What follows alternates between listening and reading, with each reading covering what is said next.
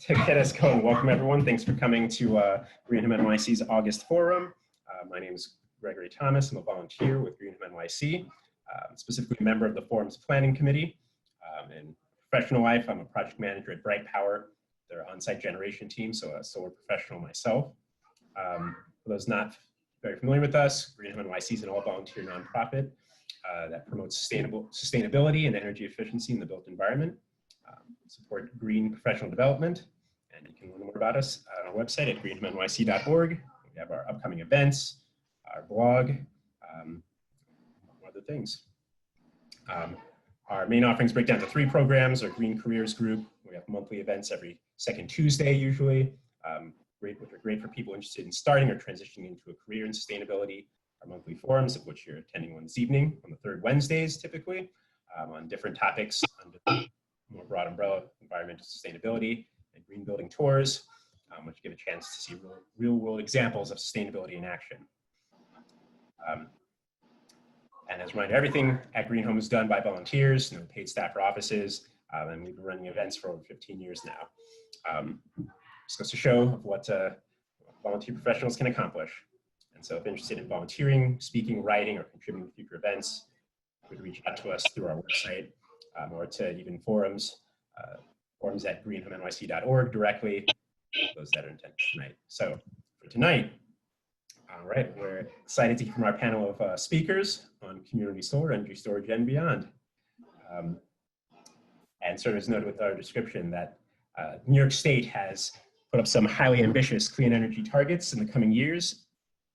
And there's a lot to be done on the renewable side of things, and especially in solar energy and energy storage.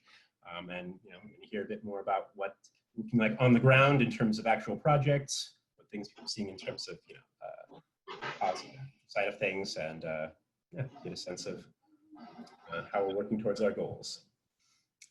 And so tonight we're going to have with us Benoit Thanjan, CEO and founder of Renew Energy, Reisman and Emily Sweeney, Solar Ombudsman at Sustainable CUNY, and Jamal Battar, Senior Project Development Manager at Distributed Solar Development. So for our format, we're going to have each speaker discuss their work and their projects, and then have a sort of a Q&A with the audience at the end after all the speakers have done their presentations. Folks in the audience should feel free to put in questions in the chat in the Zoom, which we'll read from. And let me go ahead and introduce then our speakers. So first up is going to be Ron Reisman and Emily Sweeney.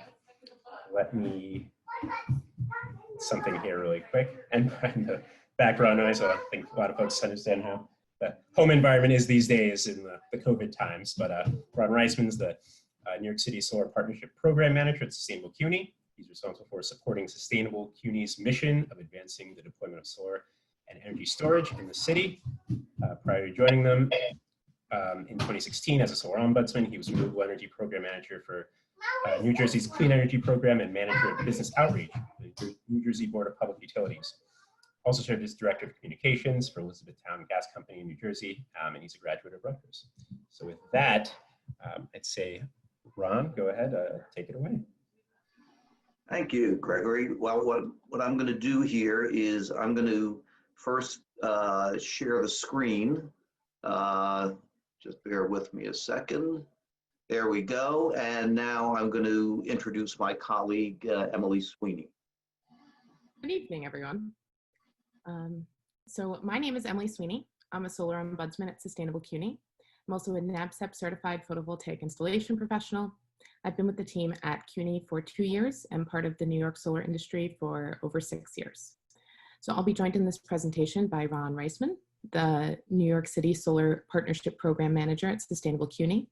And we're going to take a look at community shared solar in New York City and Sustainable CUNY's role in advancing it, a pioneering program involving the New York City Housing Authority and the historic milestone it achieved this week, and a project on which CUNY is collaborating with the National Renewable Energy Laboratories and several other partners on identifying and overcoming the barriers to siting community solar and community solar plus storage systems in New York City and other urban areas. For those of you who are not familiar with us or our work, Sustainable CUNY is a strategic program of the City University of New York that has two areas of focus. The first involves ensuring that the university's 19 campuses in all 5 boroughs operate sustainably regarding energy, water, and waste. The second area, which is where Ron and I work, is the subject of this slide, is known as the Smart DG Hub and provides support for New York's distributed generation framework. Since 2006, we've partnered with the Mayor's Office of Sustainability to support the adoption of clean and renewable energy alternatives. Our ombudsmen are dedicated to providing market support for New York's solar and storage industries, including energy resiliency infrastructure through the Smart DG Hub. New York City has one of the fastest growing solar markets of any major urban center, as this next slide will illustrate. As you can see, New York City had less than 10 megawatts of installed capacity as recently as 2012. Today, the number is well over 200 megawatts. We expect this hockey stick growth will soon be duplicated by energy storage as well. This growth has been fostered by all of the market actions the Smart DG Hub and our ombudsman have undertaken over the years. I'm not going to name them all, but you can see it's quite a long list with our ongoing efforts highlighted in green. With support from the US Department of Energy, New York State, and New York City in particular, our team leads programs aimed at removing barriers to the large-scale adoption of solar, and since 2012, battery storage in New York City. A key web-based tool that CUNY developed to help all New Yorkers is the New York Solar Map and Portal that you can find at nysolarmap.org. You'll be able to find the solar potential of your home or business with the calculator on our homepage and have access to resources that are collaboratively developed with the DOB, FDNY, and others on permitting, interconnection, zoning, financing, and other topics related to solar and storage. There's a library of reports, guides, and recordings of our past webinars. I'll turn it over to Ron now to talk about community shared solar and our shared solar NYC gateway. Ron? Thank you, Emily. So Gregory told me that our audience tonight is comprised of a wide range of participants, from newcomers to subject matter experts. So for the sake of those on the newcomer end of the spectrum, I'm just going to give a quick overview of what community solar is and how it works. The subject matter experts out there can go warm up their coffee for the next minute or so. So the best way to describe community solar is to say that it allows multiple customers to share the output of a single solar system that is not located on their rooftop. It's an ideal concept for a place like New York City, where more than 2/3 of the population are renters and don't have control over their roofs. Now, this slide illustrates the model for community solar, with a residential, a small commercial, and a nonprofit customer in different boroughs sharing the power produced by this one installation. Now, each system has to have a minimum of 10 subscribers, with no one single subscriber taking more than 40% of the system's output. So there are 4 major players in a community solar system. The owner of the building, who leases the building's roof space to host the system. You've got the owner of the system itself, who manages and operates it. You've got the customer who subscribes to it. And finally, you've got the utility company, Con Ed in this case. And as you can see from this diagram that we're slowly building across the screen, the solar system sends power into the Con Ed grid. And Con Ed then credits the value of that power to each of the customers who subscribe to the system, who then pay the system owner for some percentage of that value. So the customer ends up saving the difference between the Con Ed credit and what they pay the system owner. Meanwhile, the system owner is paying the site host a monthly rental fee to lease the roof space for the solar system. Now, if you have a specific interest in community solar, you can visit our website. It's the Shared Solar NYC Gateway, and you see the URL there, sharedsolarnyc.org. So in the lower right-hand corner of the page, you'll see we have an interactive map of the community solar installations currently operating in New York City. If you click on any of the dots on the map, you'll see the location of the system, you'll see its size, who the developer is, and if applicable, the subscription manager for it. So there's now more than 50 active systems in the 5 boroughs, although some of those systems may limit their subscriptions to residents of the building that they're installed on. So it's our plan to have this website ultimately serve as a marketplace for matching community solar developers with building owners who are interested in becoming site hosts, and matching customers with community solar projects that are looking for subscribers. So community solar offers several economic and environmental benefits. It offers access to solar for all customers, regardless of their roof situation. It provides clean, renewable, and locally produced energy at a discount, which is especially helpful to low and moderate income households. And it brings economic redevelopment and investment into our city's neighborhoods and creates good paying jobs for neighborhood residents. So one project that I'd like to talk about that exemplifies all of these benefits is the New York City Housing Authority's 25 megawatt solar initiative.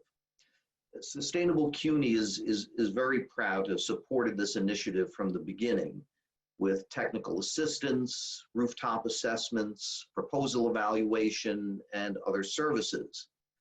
NYCHA owns and operates more than 2,200 buildings throughout the city and provides housing to more than 400,000 New Yorkers. That's about 1 in every 18 city residents. Now, its rooftops offer a wealth of space for solar installations and can be monetized to provide much needed revenue for NYCHA in the form of lease payments. These installations can provide workforce development opportunities for NYCHA residents. And in fact, one of the evaluation criteria for proposals to develop these sites centers on the level of job training and hiring that the developers are willing to offer. Now, NYCHA receives all of its electricity from the New York Power Authority at rates well below what it would pay through a power purchase agreement with a solar developer. So all of the systems installed on NYCHA sites will be community shared solar. And that being said, the vast majority of NYCHA residents live in master metered buildings and have their utility costs included in their rent. However, about 10,000 NYCHA households are billed directly by Con Edison and are prime candidates to become subscribers, as are about 80,000 other households that receive Section 8 vouchers for rental assistance.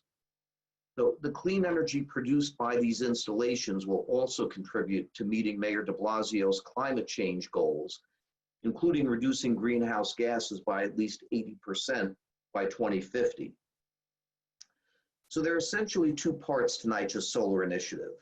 The commercial solar program is aimed at developing solar on NYCHA's more commercially desirable rooftops, generally those with the ability to host at least a 40 kW system. It operates in a standard procurement format, with NYCHA issuing a request for proposals to large established commercial solar developers. In evaluating the proposals it receives, NYCHA looks for those that will maximize its revenue for the rooftop leases, although other evaluation criteria include hiring goals and reserving a certain amount of the system's output for LMI subscribers. In the first round of the commercial solar program, 2 development teams were awarded rights to negotiate leases with NYCHA for the installation of approximately 6 megawatts of community shared solar. In fact, one of those teams, Emily alluded to a milestone event. One of those teams just this week started construction on a 1.8 megawatt installation that's spread across more than 24 NYCHA buildings. And that's going to create the largest community solar system in New York City. We expect that construction is going to be completed on that by the end of this year.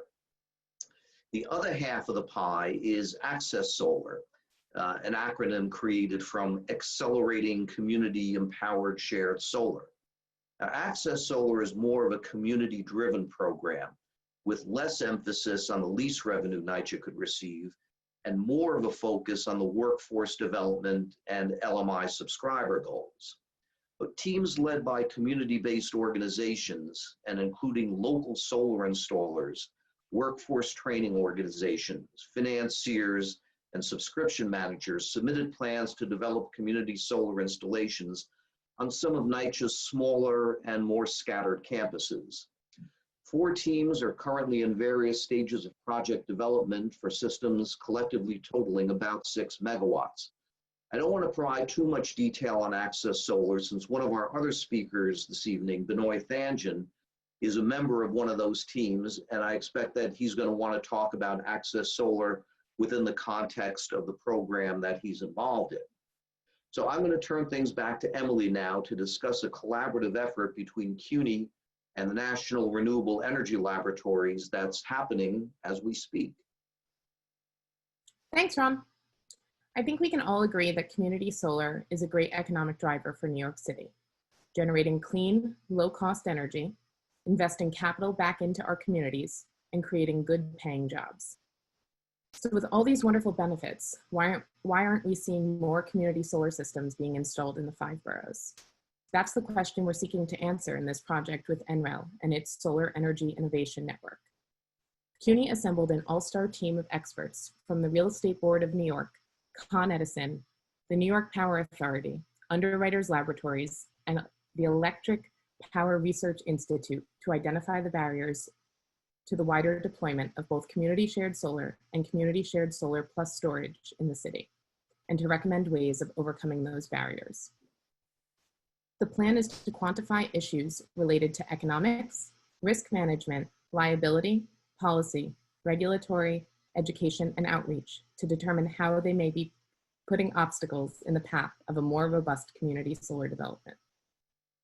The study is specifically focused on commercial and industrial buildings, which represent the greatest potential market for host sites. The tools and processes we'll be developing to overcome these barriers are expected to lead to an increased number of new applications for community solar installations and a rise in the amount of community solar available to city residents. Since this study is being funded by the federal government, the findings developed by CUNY and its team members will be replicable to other urban areas around the country. No matter how good the benefits of community solar are, they become academic when the people who need to know about them aren't aware of the benefits.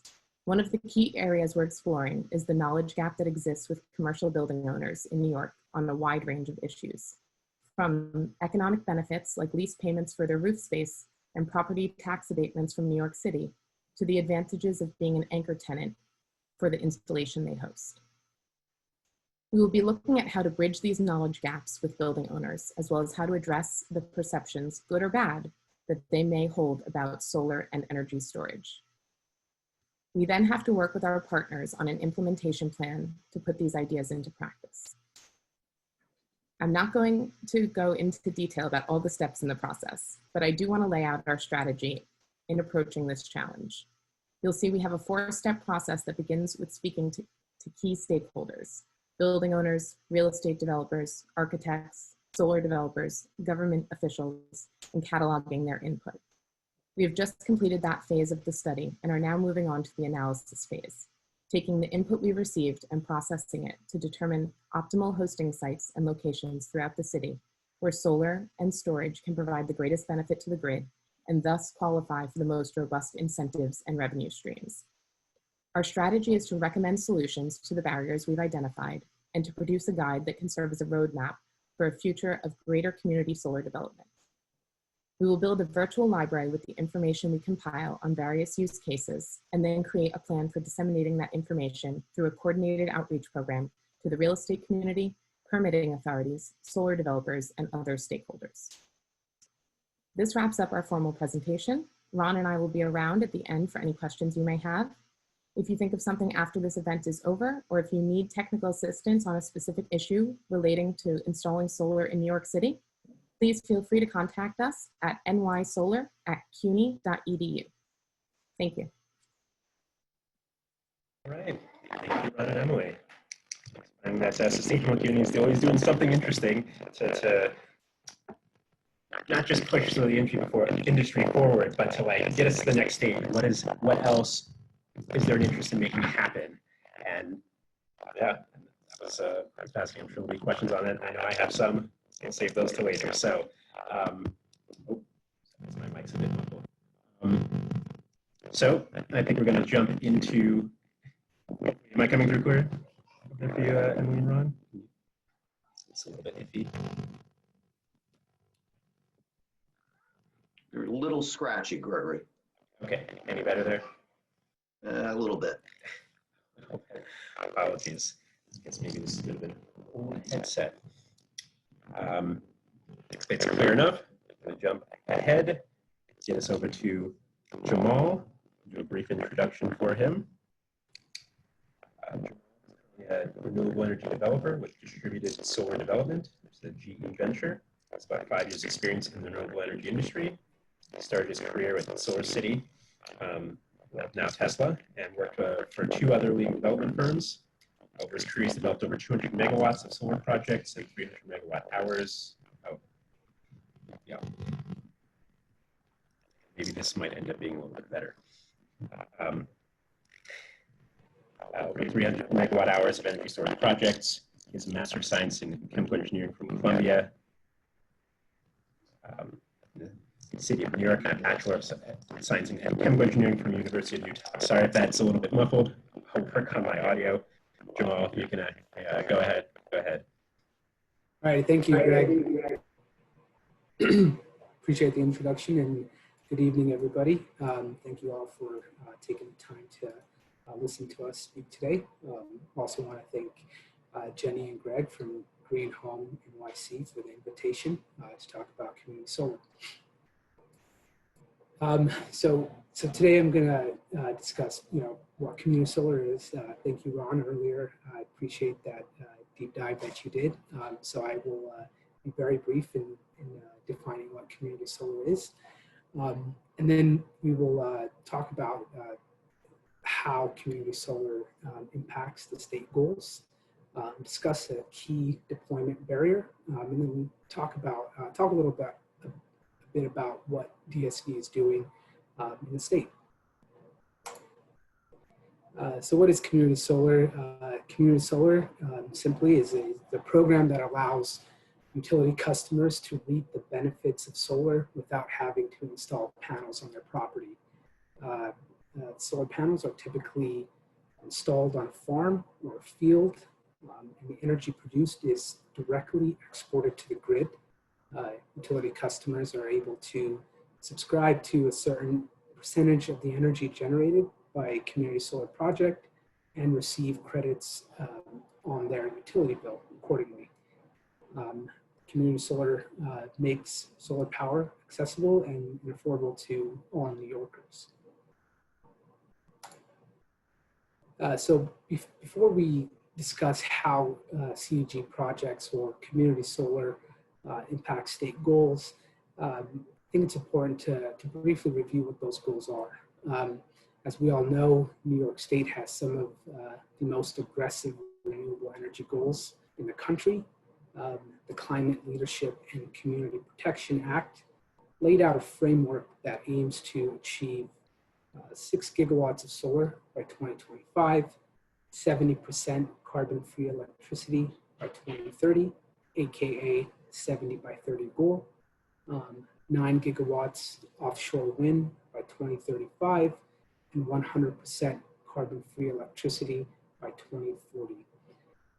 And as of March 2020, about 2.4 gigawatts of solar, including large-scale projects, which are defined as projects greater than 5 megawatts, have been installed in the state.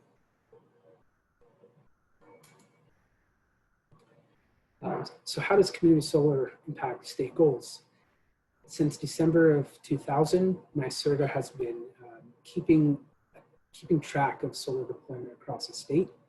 The chart you see on the right shows the amount of megawatts that have been installed and the amount of megawatts in pipeline broken out by project type. The bar on the left shows community solar projects, and the bar on the right shows non-community solar projects. And the time period for this data is between December 2000 and June 2020. As you can see, CDG projects represent about 20% of non-large scale solar projects that have been installed in the state as of June 2020. However, there is a large amount of CDG projects in development. A whopping 1.3 gigawatts are in development, and that represents roughly 87% of all non-large scale projects in the queue. What's also interesting to note is that CDG projects, the projects that are in development plus projects that have been deployed, make up about 30% of the 6 gigawatt by 2025 goal. This is an amazing achievement, but it also creates challenges for further penetration of CDG. As the saturation of CDG grows, we begin to hit constraints that will curtail further development in the state. In order to keep with the pace of CDG deployment, the state will have to address a key barrier, which is utility infrastructure capacity. As the state approaches its short-term and long-term goals, we will begin to see the need for significant investments to upgrade the utility, transmission, and distribution system. And in fact, we're already seeing this in upstate New York. There are areas in national grid territory where the utility is not accepting any new applications for distributed generators in general due to insufficient capacity on the transmission system. Keep in mind that 80% of the grid in New York was constructed before the 1980s. So we're dealing with a grid that was not set up and designed for deployment of these assets. So this key deployment barrier is actually a huge problem in Massachusetts right now. And it caused solar deployment in the state to drastically slow down. About 1 gigawatt of projects were stalled and placed into large transmission cluster studies in Massachusetts. And most of these projects in Massachusetts were in the process of being built or had already been built. So you can imagine the frustration of developers when they had to go through these additional studies to find out, what percentage or what their cost allocation would be in order to connect their projects. So I'm currently working on a portfolio of ground mounts in upstate New York, and due to utility, transmission and distribution constraints, we've had to cancel those projects. And I'm not sure how familiar this group is with how cost responsibility is allocated in New York, but typically the project that caused the need for infrastructure upgrades is responsible for paying. And more than often, project economics cannot support the additional infrastructure upgrade cost. So utility transmission and distribution capacity will become, if not already, a key barrier to further deployment of CDG assets.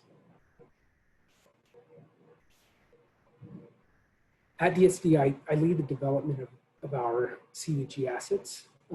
We have a two-pronged approach. One, we develop projects from the ground up, meaning we find property, we secure discretionary permits, we apply for interconnection and construct the project. We also buy shovel-ready projects from other developers. Acquiring projects is a new strategy that we've been employing. And we've recently just closed on our first few acquisitions for projects, for CDG projects located in Colorado, Massachusetts, and in New York. We build almost all mounting configurations. Our portfolio consists of ground mounts, rooftops, and canopies. We have an in-house canopy team that is highly specialized in the design and fabrication of steel canopy structures. And in this last slide, I'll have an example that illustrates how our canopy structures look. So the City of White Plains portfolio is one of our high-profile portfolios. The portfolio consists of 8 projects, roughly 6 megawatts, spread across city-owned parking garages, rooftops, and landfill. Once complete, the project will provide a total of 8.7 gigawatt hours of clean energy, of which 3.5 gigawatt hours will be allocated towards city-owned metered accounts. And as mentioned previously, our canopy systems are a specialty. Our innovative design and fabrication methods allow us to create quote-unquote solar rooftop on parking garages. We've actually received a few patents for our innovative canopy designs. So the 2 images you see here are from a garage top canopy system that we built in Connecticut. And I believe each system is about 1 megawatt in size. And besides the aesthetics, what makes our systems unique is our innovative water management system, which we are currently in the process of receiving a patent for. And if you look closely at the image on the right, you'll notice a guttering system located along the edge of the solar array. That's the key feature of our garage top or canopy systems in general. So you'll be seeing a lot more of these canopy designs, particularly in the New York City area and also in the Westchester County area. And that's about it. Thank you all for your time. I appreciate it. All right. Thank you, Jamal. Hopefully my audio is a little bit better this time around. Switched out headsets. I do hear on some of those challenges that I've done some development upstate of CDG systems, and just, yeah, National Grid just got like, everyone was applying there at some point, and it's like, hey, it feels like it's barely scratching the surface of how much capacity we should be able to have built up there, but it's like, oh, infrastructure can only take but so much. So there's certainly a bit to be desired for the development up there. Exactly. So, okay, let's jump ahead next now to Benoit. I'm going to give more of a bridge form of your Benoit. It's quite an extensive resume, but Benoit Thangens, the founder and CEO of Renew Energy. He's also an advisor for several solar startup companies. His extensive financial experience in the renewable energy industry and in the environmental commodities market.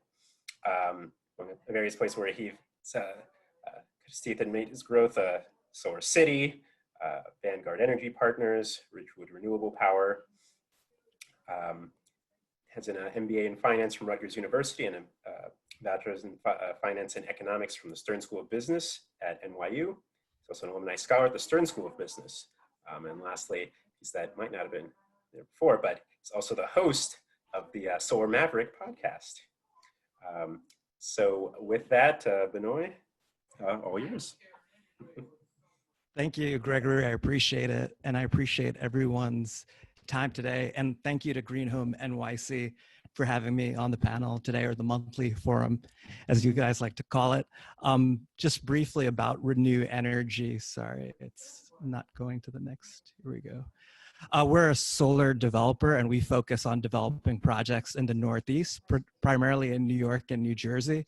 We first got started in business. I founded the company in 2012 in environmental commodities, SREX, which is a environmental commodity to incentivize development in Northeast states, very popular in New Jersey, Massachusetts, Maryland, DC. And we basically do SREC management now for 12 megawatts worth of projects in New Jersey. We also help them sell these commodities, and we also create research and forecast pricing of these SRECs, which can be very challenging at times. We were familiar with the markets, and actually SRECs are getting phased out in all these markets more to like a fixed incentive, similar to what New York has.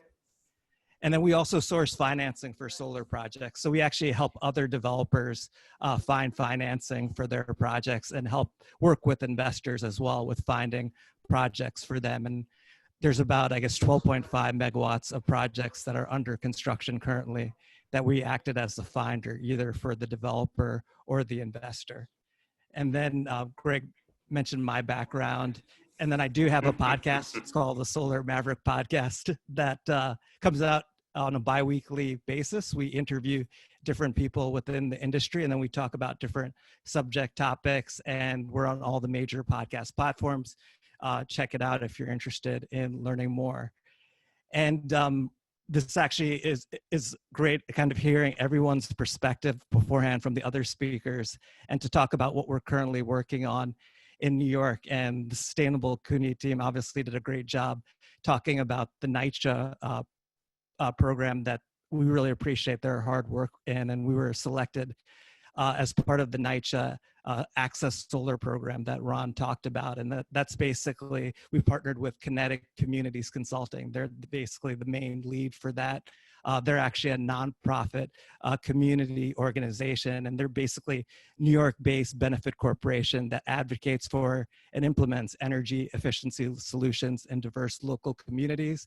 And we also partnered with Euclid Training, which is providing the training to NYCHA residents who will learn how to install solar and also be installing the solar on this project. And it's great because both of them are minority-owned women businesses, and Daphne, who's the executive director, lives in NYCHA housing, and Jess from Euclid Training was a former NYCHA resident. So we actually have like people within the community who are actually developing the solar portfolio for NYCHA. So, you know, we're really about building through the community and community outreach. And one of the great things that Ron mentioned before about this program is NYCHA is obviously receiving a lease payment from it, but then we're also, as I mentioned, training NYCHA residents to install solar, but then we're also serving the LMI population, and certain percentage of the community solar offtake will actually go to LMI customers. I know Ron mentioned there's about 10,000 NYCHA residents that actually pay for their electricity, and it's not included in their rent. And obviously NYCHA has a goal of 25 megawatts of solar. So we're really excited about this project. And you know, we're still in the process of developing it. We finalized on our investor. We also have we had an EPC RFP out to build the project because we're purely a developer of the project, and we're hoping to finalize on an EPC contract in the next month or two. And what's interesting too, both the investor and the EPC that we're partnering are also local New York businesses, and they're also a women-owned business as well. So it's you know, very diverse group and different parties that are trying to make this project happen. So it's been really great so far.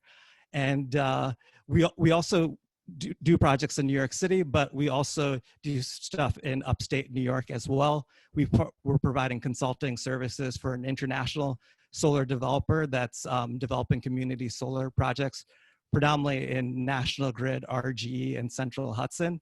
And their goal is to develop about 200 megawatts worth of projects. And we help them with their overall New York strategy, with the financial modeling of the project, their land acquisition strategy, and interconnection, which I thought was a really great point that Jamal made from DSD, because we've had a lot of conversations with National Grid about the interconnection and finding ideal solar sites. But unfortunately, you know, based on the interconnection cost, it's been extremely challenging to make those projects pencil. And then we're getting a better idea too, working with National Grid, you know, where we should focus on. And actually, if you go online, what's the great thing about New York State versus other states? For all the major substations in New York, they actually provide you the available capacity that's updated pretty frequently. So most developers use that to kind of get an idea of, you know, potentially how many megawatts are available for solar. Obviously, you should apply for interconnection through the utility first by doing a CESAR study. I don't know how technical we want to get on this conversation, but a CESAR study is basically like the utility doing a preliminary analysis on how much it potentially could cost to upgrade the system, or give you an idea whether it could work or not. And then, as I mentioned, like we're actually working with another developer who's developing New York community solar, sourcing financing for them for earlier stage projects where they're looking for a co-development partner. And then we actually brought an investor that they closed last week for a New York City community solar project. So, you know, I'm obviously really focused on the development and financing piece. And let me go to the next slide. Well, actually, sorry, that's back to that one. Everyone's really kind of given a community solar overview, but I wanted to actually talk more from a, you know, New York is obviously one of the leading states for community solar. Obviously, Jamal talked about the 1.3 gigawatts in the queue. So just to look at it to date, which this is from CEA, if you're familiar, CEA is like the national lobbying group for solar, the largest national lobbying group. And right now, as of the first quarter of 2019, there's 2,056 megawatts of community solar that's been installed. And then the next 5 years, they're projecting 3.4 gigawatts all over the US for community solar. I think it's actually going to be larger than that, but this is their estimates for the future. I thought that would be good for people to understand. And then I also wanted to give it like a spotlight to New York. This is also from CEA as well. And this is not just community solar, this is all solar projects in New York, because I thought it would be helpful to the group that there's 2,311 megawatts installed to date. According to CEA, New York's ranked 10th, and basically percentage of electricity from solar is 1.97%, and they're forecasting about 4,117 megawatts over the next 5 years in New York, which would rank it 5th in the country. I thought what would be great is like to talk about the economics of a solar project. And I don't know how detailed to go into this, but you know, since we have like a wide audience who have different knowledge level, I figured I could go high level into everything. And, you know, obviously people could ask questions during the Q&A or afterwards. And really the big federal incentive for solar is the investment tax credit. It's basically a 26% tax credit for your solar system. And it's basically stepping down. It was at 30% for a very long time, going to 2021, 22%, and then 2022, 10%. And then there's accelerated depreciation. Instead of depreciating the asset or the solar project over the lifetime, which is 20 to 30 years, you could depreciate it in 5 years. So there's a huge economic benefit to that. And basically, like the federal incentives account for, I would say, maybe 42% of the cost of the solar system. So you could see, you know, it's extremely subsidized, and we're not talking as well about the state level incentives. And this doesn't just apply, obviously, for community solar projects. It applies to all solar projects. And an interesting thing we've been seeing a lot of investors do is that they want to take advantage of the ITC. For example, it's at 26% this year. You have to have the project in service by that time. But they've actually given you the opportunity, if you buy 5% of the project cost, usually it's in solar panels, then you could actually build the project next year. So for a 2021 project, instead of getting a 22% ITC, you could actually get a 26% investment tax credit. And we saw a lot of investors doing that at the end of last year when the ITC was stepping down from 30% to 26%. So that's pretty popular way to kind of keep strong economics, even though the project's not coming in within that time frame. And then talking about COVID impacts on tax equity. So usually you have like an investor who invests in the project and they have outside tax equity. And basically the company or the individuals have to have a taxable income to basically take advantage of that. And what we're seeing now is that there's less tax equity available in the market. And a lot of times when we talk to investors, the first thing they'll say, if they have tax equity, the capital stack, they'll say, hey, we have 75 million or 100 million of tax equity committed, so that we're confident that, you know, we could get the project developed, because getting the tax equity is extremely complicated and there's not that much tax equity out there right now.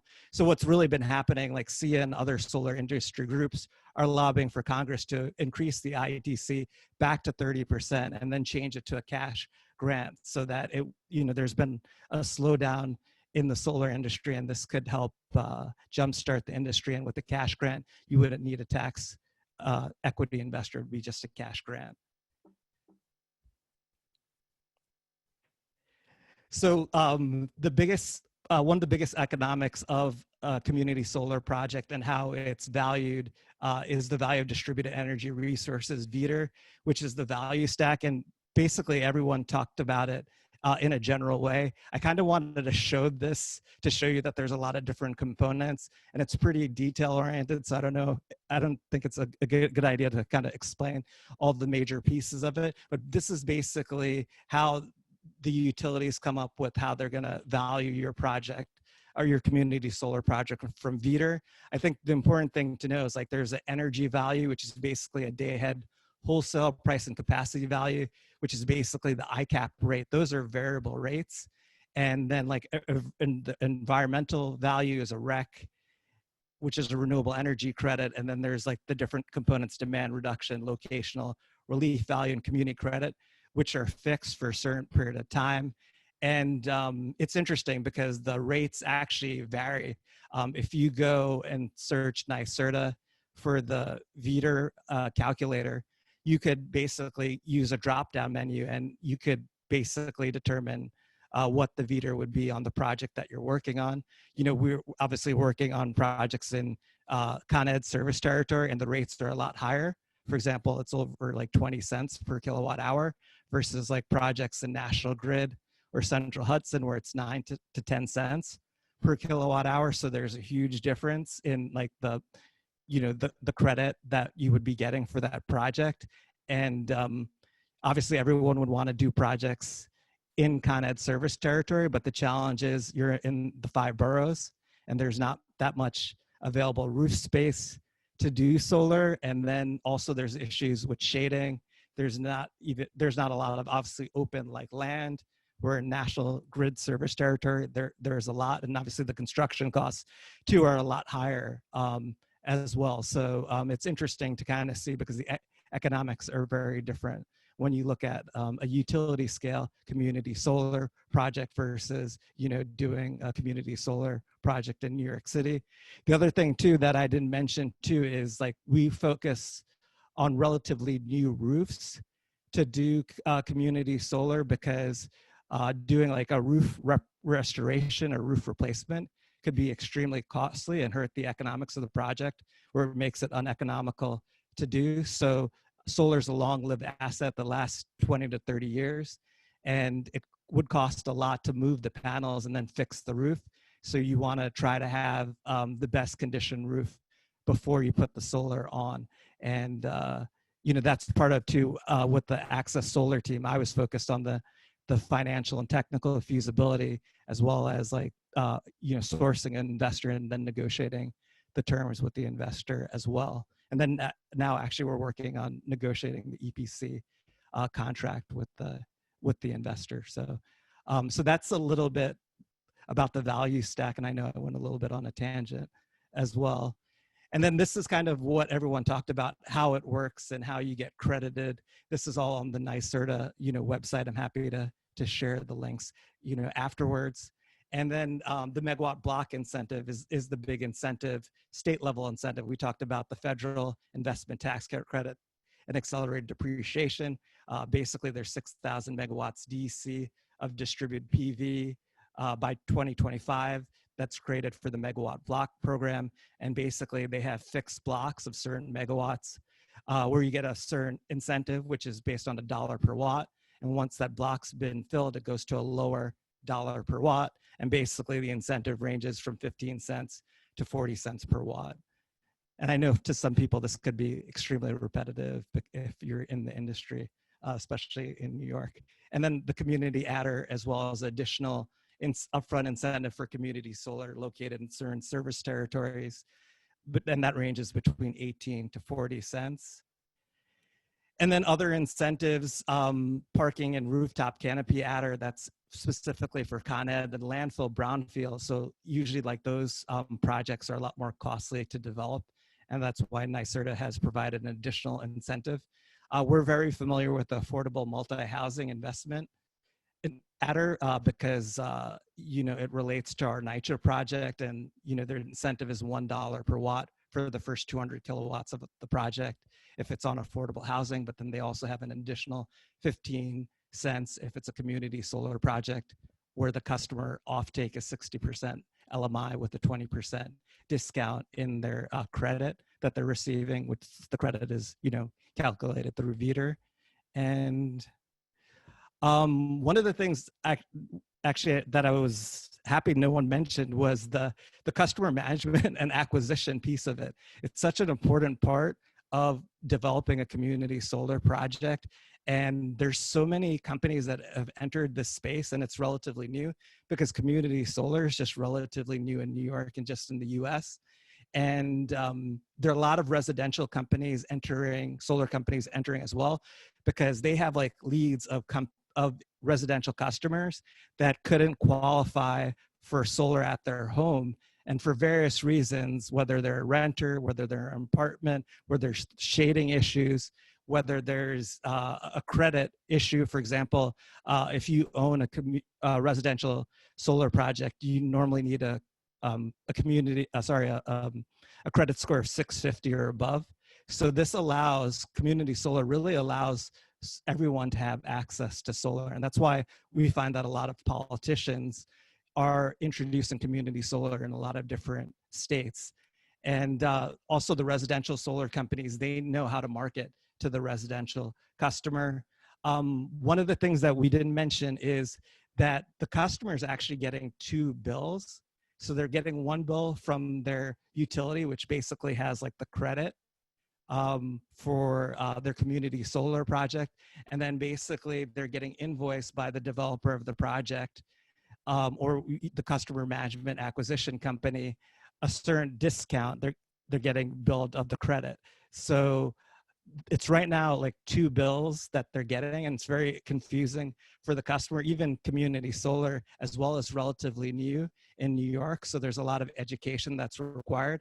But the great thing is New York approved consolidated billing, and National Grid has been approved to provide national consolidated billing. So we think it's going to simplify the process and increase the deployment of community solar by the customer getting one bill and from the utility. And also from a financing perspective too, the financier is more comfortable because customers are more likely to pay their electricity company than the third-party O&M community solar company.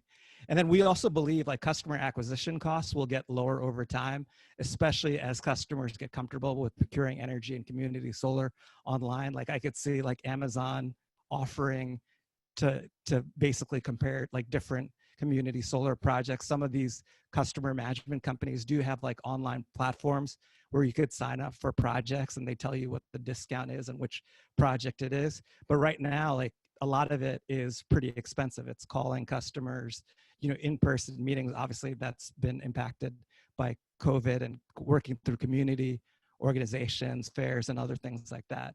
But we've even seen the past 2 or 3 years, customer acquisition costs going down substantially. And finally, financing trends that we're seeing. So what we're seeing, like the investors are typically they're comfortable with the offtake contract, where the offtake is one investment grade anchor tenant that basically is through an 8 to 10 year PPA, and the rest of the customers, and they're basically taking 40% of the kWh from the community solar project, and the rest of the customers are residential customers, and they have a 10% discount to the credit, and then it's basically a 12-month commitment with no termination. And that's actually huge that financing parties are comfortable with this. This actually took a while for this to happen. I mean, most financing parties were just used to a 20-year PPA with one credit-worthy off-taker just a few years ago. So it's just amazing to see how flexible that they've gotten in a very short period of time. The developer usually wants 100% residential off-take because a discount to a residential rate is a lot more than a commercial industrial rate. So they would potentially get a higher developer's fee. So we see some financiers flexible. I mentioned about consolidated billing, lowering financing costs. We're also seeing financing parties getting more comfortable with merchant risk, especially like with VDER as well. And then we're also seeing some lenders for project level debt and construction financing are getting comfortable with lending to the fixed components of VDER. They're extremely conservative usually, and we're surprised to see that change in the market. And then, you know, Jamal mentioned this about how many projects in the queue. Obviously, not all the projects are going to get developed, but we see like a large amount of community solar projects coming online, especially before the ITC steps down to 10% in 2022. And here's my contact information if anyone wants to reach out. Thank you. Wow. Thank you, Benoit. I know that's a lot of information. I apologize. I mean, that's really the thing. We could probably do solar events every month if we wanted to and just have always new content. There really is so much going on, not even dealing with COVID, not even dealing, you know, just even looking at New York. There's just so much, and, you know, we just try to, slot into to look at what we think, what we want to talk about for a given event. So appreciate all what you provided there. You reflect on a lot of what I've seen as well, upstate financing, VDER wise. Like, yeah, I felt a lot of those same pains with trying to make projects happen myself. So thank you for that. So we're going to shift over to Q&A next. Before I do that, a quick note to everyone. For folks that may not have their full names noted into there, if you could update your name in the Zoom so that we can try to ensure attendance taking properly, that would be very helpful. You might have seen a chat from that from one of our volunteers, Harris. So then let's jump to the Q&A. If I may, I might just throw one in myself just as a warm up to get a little bit of everyone involved. And just for each of you, something that, let's say, it's sort of on your wish list for something incentive-wise, policy-wise, something else that you want to see for you know, moving the needle forward for solar at North Storage in New York. We can start with Jamal. Hey, sorry, Greg. I didn't catch the question. Can you repeat that? Yeah, that's all right. Sorry. It's more something from, let's say, your wish list that you would really like to see happen to move the industry forward in, you know, the state, for whether it's, you know, policy, financing, something else, something that you say it's on your wish list that you'd like to see happen. Yeah. So I'm an interconnection guy. I've been doing interconnection for quite some time in the state, and, you know, I would love for the state to figure out how they're going to upgrade the transmission and distribution system. Yeah, that's huge. That's what's blocking a lot of stuff from us getting to those big numbers, especially upstate. Ron and Emily? I don't know if I have a real wish list. I mean, I certainly would like to see the powers that be in the state get behind community solar. I don't know if, you know, Andrew Cuomo really needs the discount, but you know, it would be great if he could lead by example. Just by the way, you know, so everybody knows, you know, I walk the walk or talk the walk or whatever that is, but I'm a subscriber. I live in Manhattan, but I subscribe to a community solar system in the South Bronx. I got my Con Ed bill 2 days ago. It was $5.07 that I owed Con Ed. Now, granted, I am going to owe the solar developer about $120 because I got about $130 some in credits, and I pay him 90 cents on the dollar. So you know, we've all been talking about how great it is. You don't really know it until you see it in practice and do it for yourself. So I would say anybody out there who is not a subscriber, get on the ball and you know, find a system that you can latch onto. Yeah, I'd say I'm pretty sure people still get like a 10% discount off the pricing with that. That feels like it, because it's still such an early stage. You're just basically going to save money right up front, almost no matter who you subscribe with. Yeah. Yeah. Gotcha. Yeah. Is there anything you want to add, Emily? Go ahead. Sure. I'd just say that I'm really excited by some of the programs that the state and city have been supporting for LMI customers. And I hope to see that they really lead to an increased involvement in the solar industry. It's a group of people who've really largely been left out until now. And so I'm excited to see some of these programs and hope they do increase involvement. Good on. All right. Anything on your side, Benoit? I think for me, I agree with Jamal on the interconnection, but also as well that the megawatt block incentive should increase because obviously the ITC is stepping down, and we're going to need, the industry is going to do everything that it can and has before in the past to lower costs and be more efficient. But I think that will also help with the goals of the state as well. And you won't find every developer will say higher incentives. So. Yeah, that sounds about right. So with that, sorry to just want to warm things up there for Q&A. Let me get to some of the audience questions there. I'm going to try going in order. Reminder to folks, please enter your questions into the chat here in the Zoom. I tried the earlier ones and get down to some of the later ones. I think one of the first ones that came up, it's a pretty high level question. I might imagine Benoit might jump on. How will the expiration of the solar ITC affect CDG solar? Yes. So I think it will obviously impact the development, and I think there'll be less projects unless states take initiative to come up with more incentives or higher incentive programs. And also Jamal made a great point with it's usually the developer that has to pay for the interconnection upgrades, but it's helping the whole system. So it would be great if that was considered as well. Gotcha. Actually, let me jump to a question to speaker into here.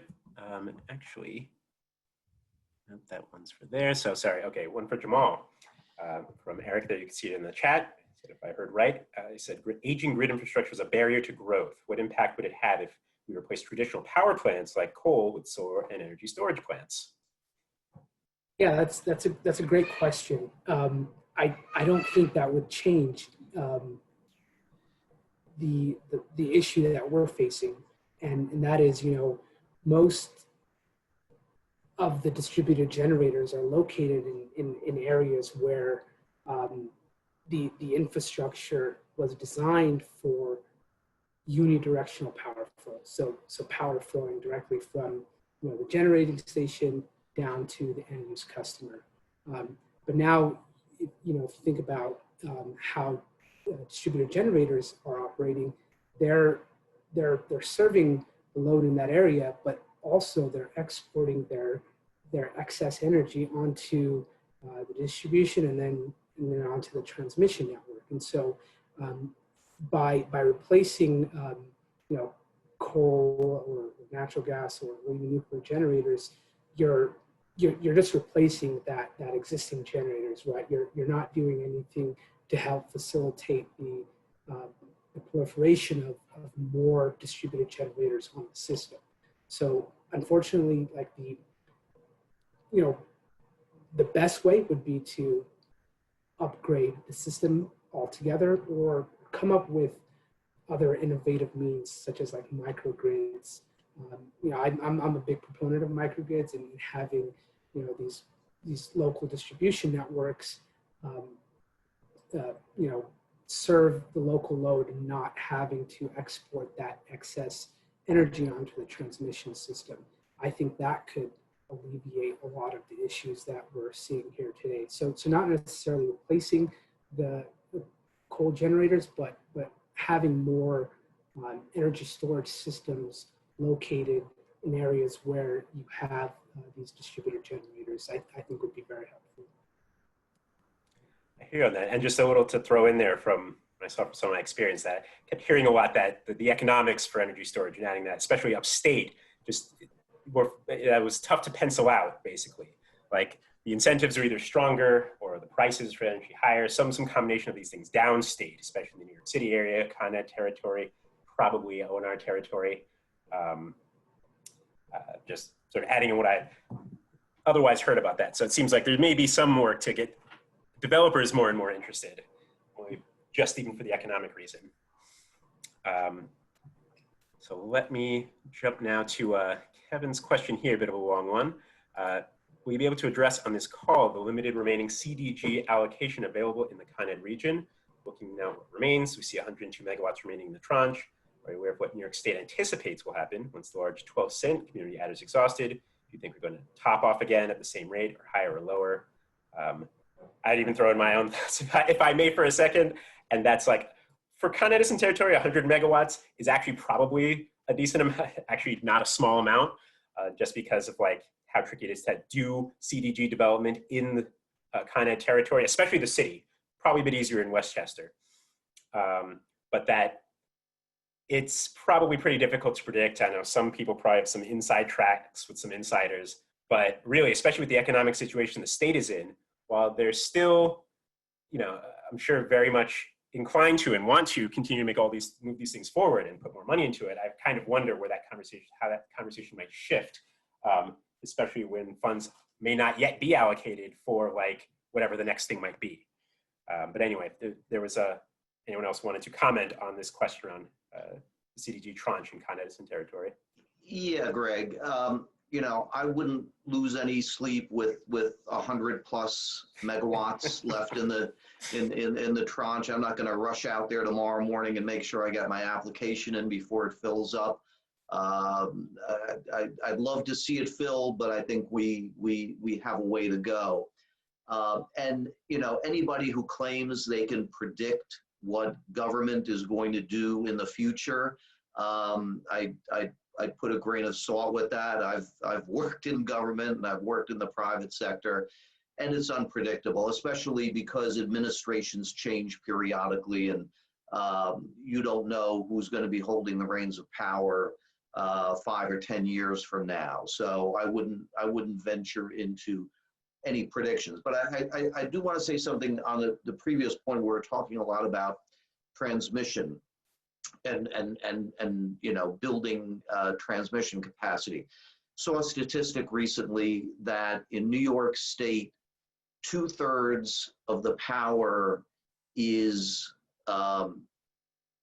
generated upstate. How did that work? 2/3 of the power is generated upstate, but downstate used 2/3 of the power and only generated 1/3. So there's a great imbalance between where power is produced and where it's consumed. And I think one of the beauties of community solar is that the power is produced locally. It's generated in the neighborhoods that are ultimately using it.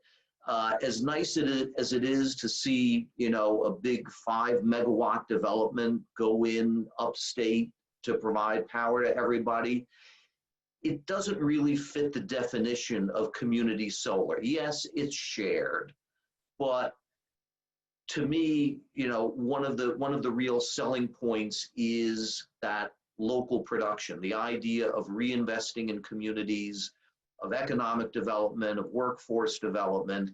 And I think that, you know, building these large scale projects upstate, you know, sort of defeats some of the purpose of community solar. So that's why we're focusing on New York City, on finding the rooftops in New York City with the greatest potential of utilizing all the public space, not just NYCHA, but you realize that the city of New York itself owns thousands of buildings, whether you're talking about schools, police stations, firehouses, libraries, hospitals. And we kind of got a late start in this, but we're going to be seeing RFPs coming out for solar on more public buildings.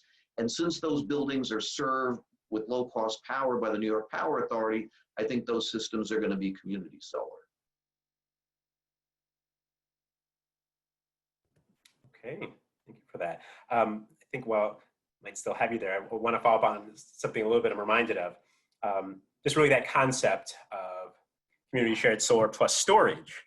Like, I hadn't heard of that so much as a thing. It seems like a very recent thing to be considered, and basically based on what you're saying, you know, the efforts that your team's going through, it arguably is. I'm kind of wondering if you could speak to like what you're seeing as like, or maybe expecting the appeal of that will be, the benefits of that will be, that's different than, you know, sort of what's come before. Because I think I looked at that a little bit even when I was looking at development upstate, but that like, it kind of wasn't clear how it was all supposed to even exactly work based on how community solar generally works as far as all the crediting and everything. But yeah, I guess really the central question is more like, what do you see as the possible benefits of CSS plus storage, that specific combination?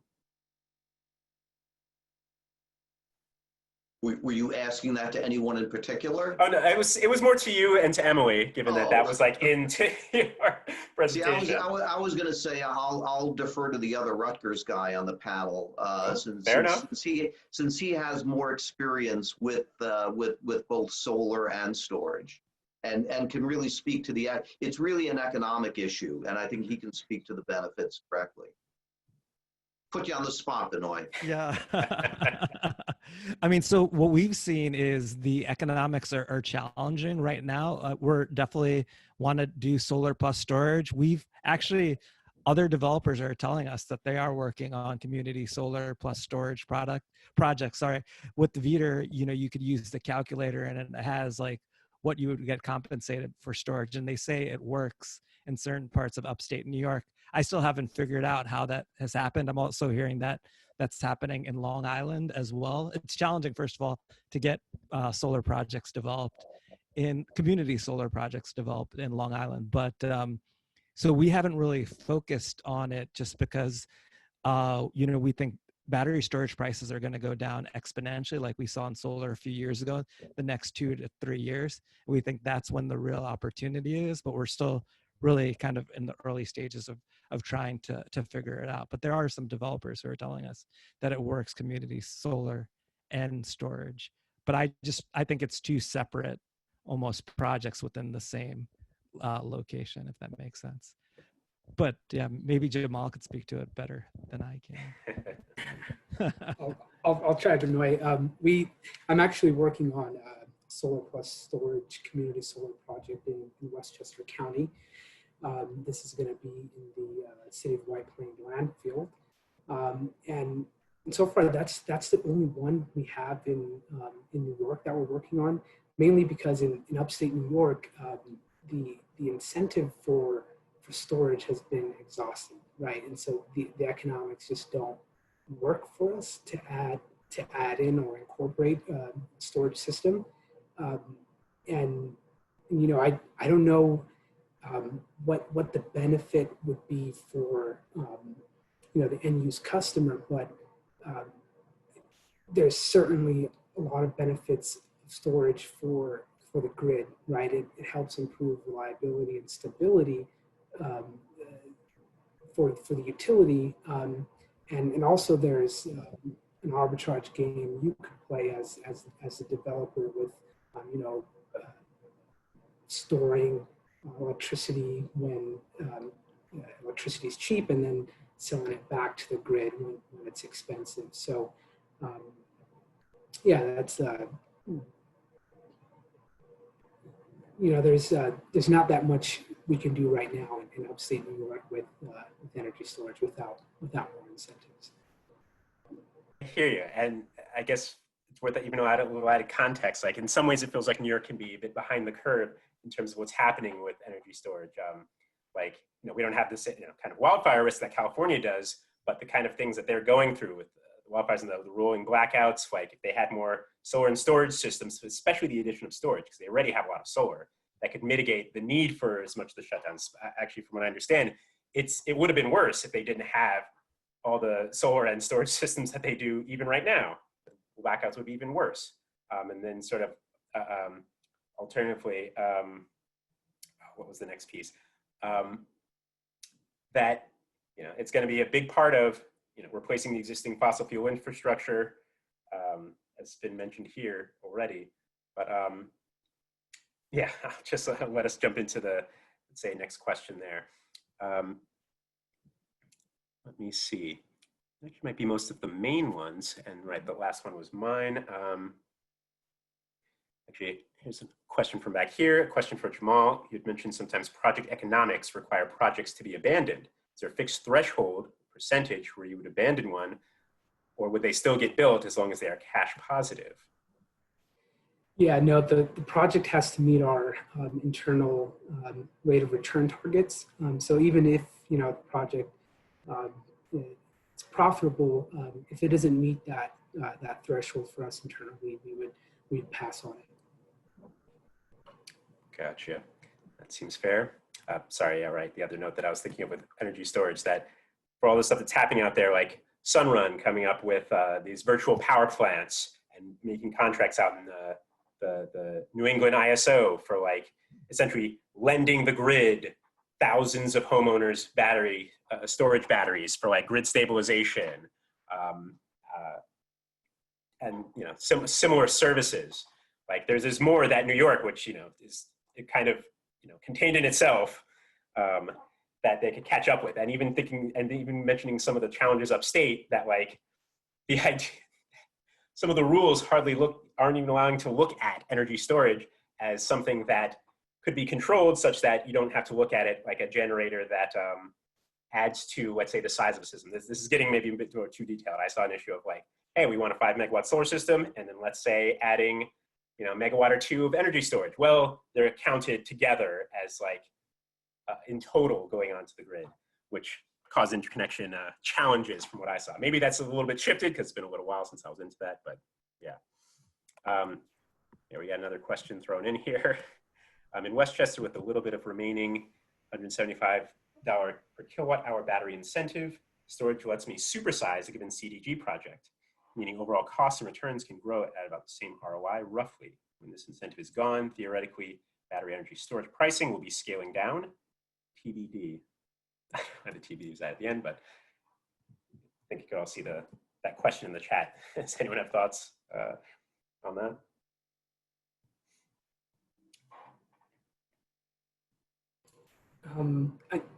I don't know if I understand the question. Is the individual asking, if this incentive goes away, will battery energy storage projects still be profitable since the price of batteries will go down? Is that the question? Oh, it was more of a comment than a question, but Oh, okay. fair enough. Fair. That's fair. Something else I might throw out there. And as far as energy storage, Scott, which I know we may not too deeply, that really, and this speaks to some extent New York State, because I've generally seen New York State as almost like 3 different markets. New York City is kind of its own unique beast, which is basically Con Edison territory, so a little bit of Westchester there too. Long Island is its own thing for various reasons around the not only interconnection process and pricing, the way that they're treated essentially in the framework of regulations is different than pretty much the rest of the state. And then upstate, which is everything essentially north of New York City, is kind of in a lot of ways pretty similar. And that thinking towards sort of energy storage, my comment earlier about it's usually looked at as being penciling in the New York City area. That's where a lot of the demand is. That's why, speaking to Ron's comment that like, we want the generation to be closer to where the demand is. And I guess maybe at the moment, some pricing indicators aren't making that happen as much with solar, but it kind of seems to be with energy storage at least for now, and maybe there's still more needed there.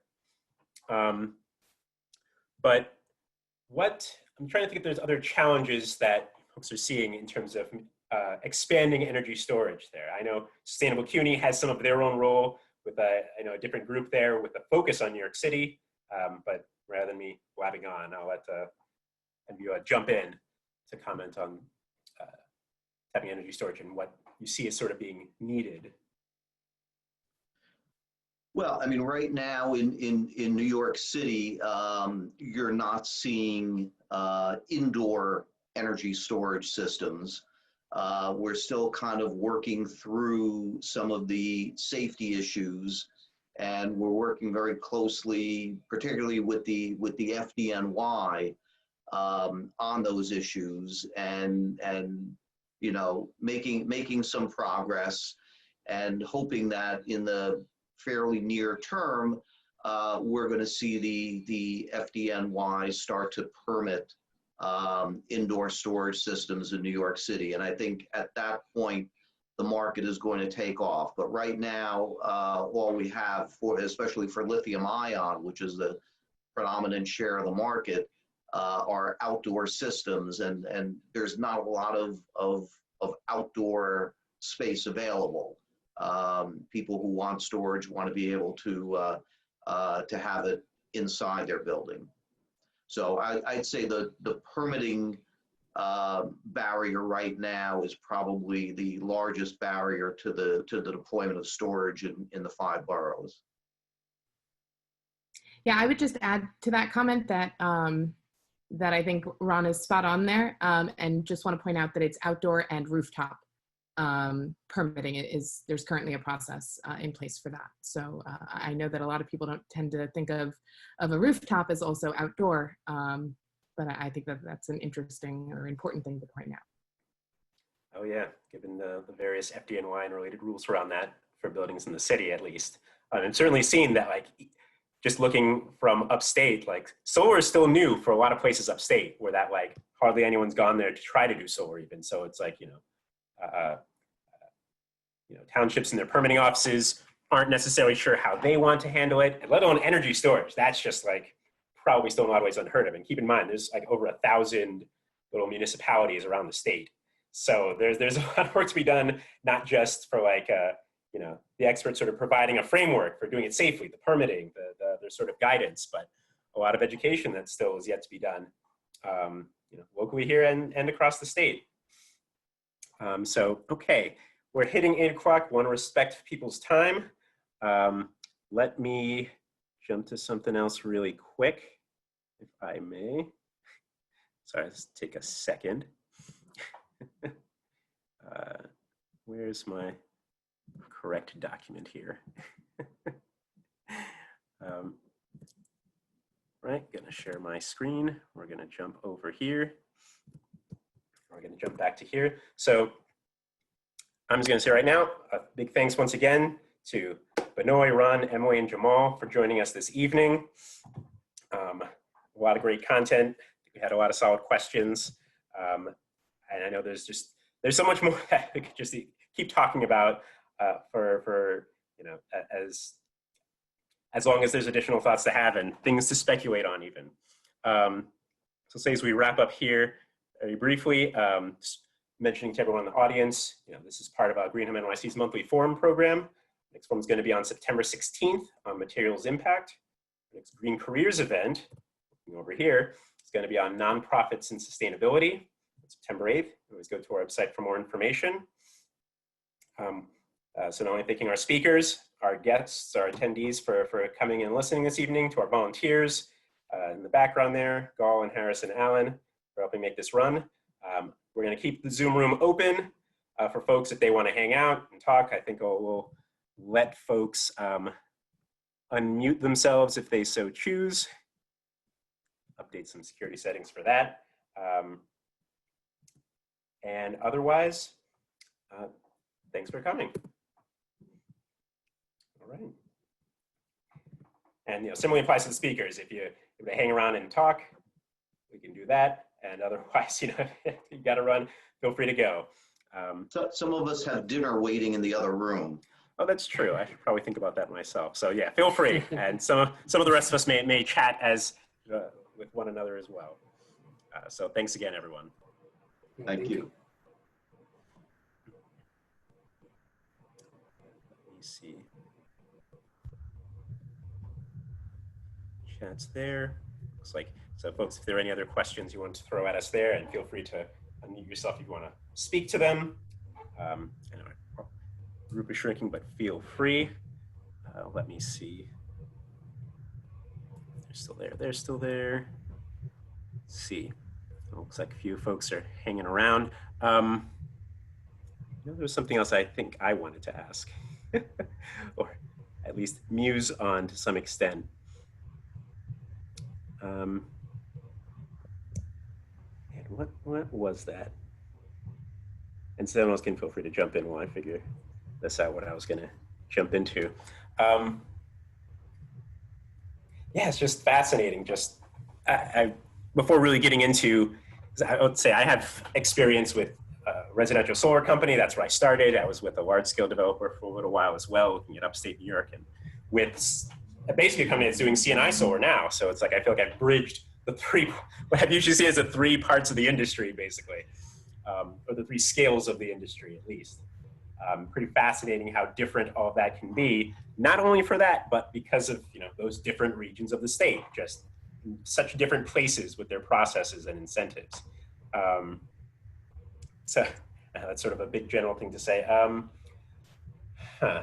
guess one of the things, right, with CDG, it almost seems still like we're in the gold rush phase of that.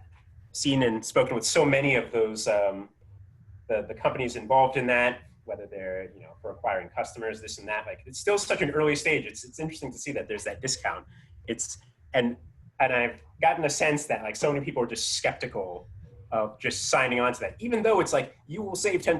Like, that's practically guaranteed to happen if you just do that. But I think that's a little bit because of the reputation of the ESCOs prior to CDG coming around, the energy services companies, which, like, not all of them necessarily shady, but, you know, heard, you know, picked up things over time where that they'd sell people on, like, buying into some kind of energy plant somewhere else, and that, like, yeah, you're helping fund, you know, renewable energy because you're buying into power from this thing, which really might be in another state entirely. That, like, yeah, it just seems there's a lot of opportunity and maybe difficulty actually getting to the people that, you know, you kind of need to get them to get involved. I don't know. I'm kind of curious as to what you're seeing on that front. I think Benoit spoke to that a decent amount, but I don't know if there's additional that you have seen otherwise, Jamal, yourself. Let's say, or even, you know, Ron. I think Ron might be gone though. It's really about the subscribers for CDG, like that whole process. Like, literally, there's almost an industry that is, like, being built that just looks at that. There's companies now, like, some are shifting and doing multiple things at once, but there's companies that are coming up that literally that's the only thing, getting those subscribers, because there's just that much opportunity there if you can get them and, you know, have a good enough model. Yeah, those are actually great points. I mean, one thing that I find really interesting is there was one investor that I was talking to, and they don't believe that you should be giving a discount. It should be at, like, at cost or a premium, because actually when you buy green energy from a third-party energy supplier, you usually pay a premium. So why are you, and as you said, Gregory, we don't know where that electricity is coming from. And it's actually, like, it's, you know, here you actually know it's, like, from a local solar project. Obviously it's a virtual sort of transaction. So there was actually an investor telling that as a solar community, we shouldn't be offering discounts for community solar. But the reality is that I don't know if the customer would sign up for that, or to get how many customers you need without a discount. So that's interesting. That's like the biggest selling point, right? At least for individuals who could care less about renewable energy. You know, everybody cares about saving money.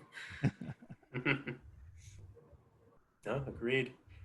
Like, one of the other big things, and I was alluding to it a little bit, is, like, it's, I don't know, you could say that in the age of the internet, that, like, you know, oh, you know, everyone's able to connect to everything and see all the information about things. Like, you'd think knowledge and information would be more readily, I don't know if I'd say absorbed, but that you'd think people would have heard more about certain things than others. But, like, with as diverse of a country as we have, New York State as a whole sort of represents a pretty solid, diverse aspect of that, sort of slice of that diversity.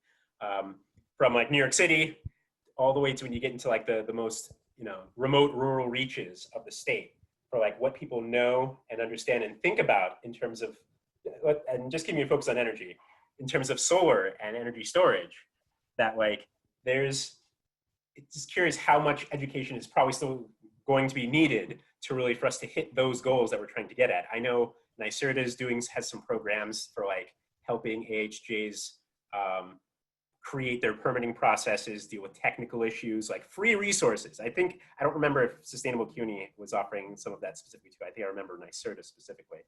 but just because there's so many different little municipalities and townships that like have, you know, hold the reins over the whole process of solar, you know, at least the smaller scale solar, like 5 megawatts and under, being possible in a given area, that it's just fascinating to have experienced that and gone to town hall meetings and planning board meetings and just like, that's interesting that the sort of things you see and the things you hear from up there. I don't know if what firsthand either stories or items that any of you might have experienced that way, but I think some of that could be interesting to hear if you have any. Yeah, I can talk about, you know, I'm working on a project in Fort Plains, New York, and the municipality there, they didn't have bylaws to discuss on how, you know, you can permit solar projects. And you know, we were trying to get them to utilize the resources that NYCHA has, right? Their guidebook for permitting and their model laws that they've posted on their website. And surprisingly, the HJ just decided to copy and paste bylaws adopted by a neighboring town, and it was shocking. Like, you know, bylaws that they adopted had super stringent setback requirements. I want to say like around 200-foot setbacks from all property lines, and that basically killed our project. And what was more interesting was, you know, the town truly believed that the bylaws that they were adopting were very pro-solar.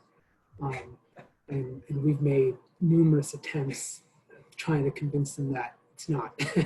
Like you would have to buy, you know, or find property that was extremely oversized in order to meet that setback requirement. And fortunately, we had to cancel the project, but you know, we were a bit surprised to learn, you know, how some municipalities really don't understand the solar process, and also are really out of touch with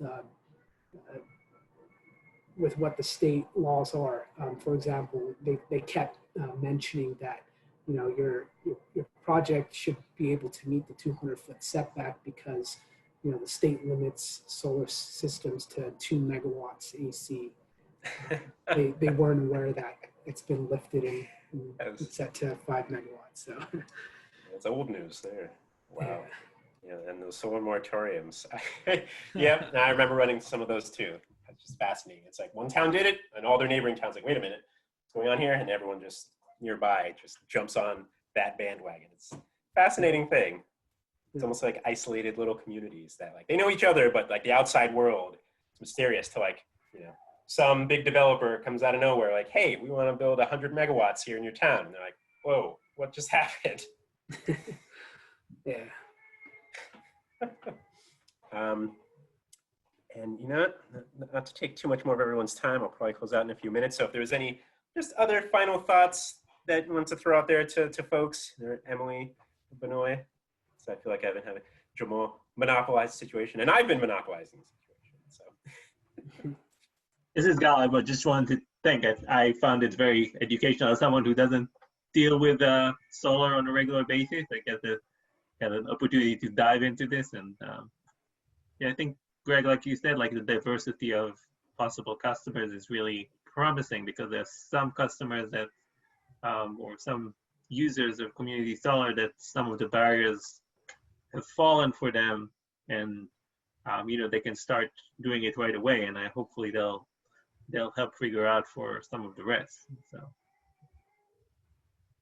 gotcha. As we had thoughts go. So all right, any other last words or notes, shout outs? Definitely shout out. Thank you. I think the next 2 years are just going to be really exciting for New York community solar and energy storage. So, you know, it's just the beginning. It's really in the infancy. I forgot who said that before. I think you said that, Gregory. So it's going to be exciting for all of us. Yeah, in a way, kind of almost no matter what the federal government does, like New York will still have it be interesting, and it'll still be. I mean, granted, like in a lot of ways, and I meant to mention this earlier, that like there's already such a significant bounce back from like the COVID shutdowns already that it's like, wow, like, and this is like without any additional, help. Like we didn't, we haven't gotten the 30% ITC, renewal boost that a lot of the industry is pushing for.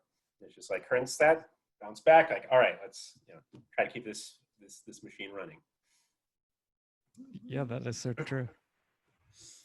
So, all right. I guess we'll see any other final thoughts. Last chance. Going once, going twice. All right.